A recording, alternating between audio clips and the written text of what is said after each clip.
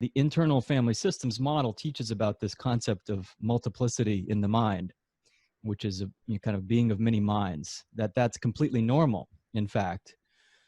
So can you say more about that? And why is that such a radical departure from what we would, I guess, what I would call this era that we're coming out of, or probably still in, of where multiplicity is something to be treated or contained or something we're afraid of? Well, I think the why, it's an interesting question. I would say predominantly because the people who began noticing parts the most were noticing them in people who had been horribly abused and were, struggling, and other systems would call severe pathology.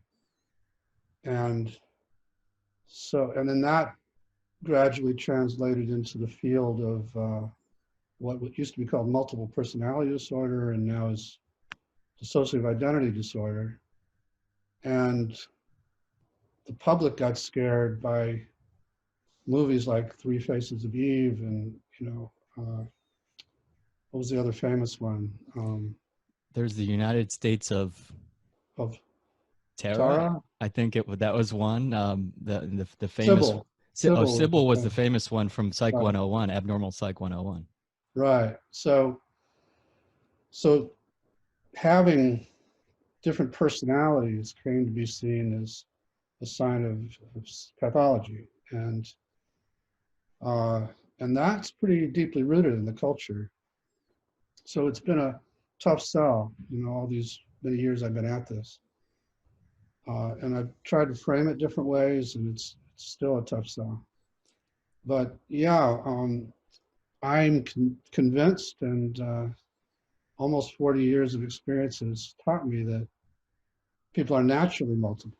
It's not the product of trauma to have parts that were born with them, either these little inner personalities. And when we're born, it's either manifest, and infant researchers like Barry Brazelton talk about 5 different states that infants rotate through, and maybe those are the ones online when we're born, and the others are dormant until the right time. So they're all valuable, and each has different talents and resources for us.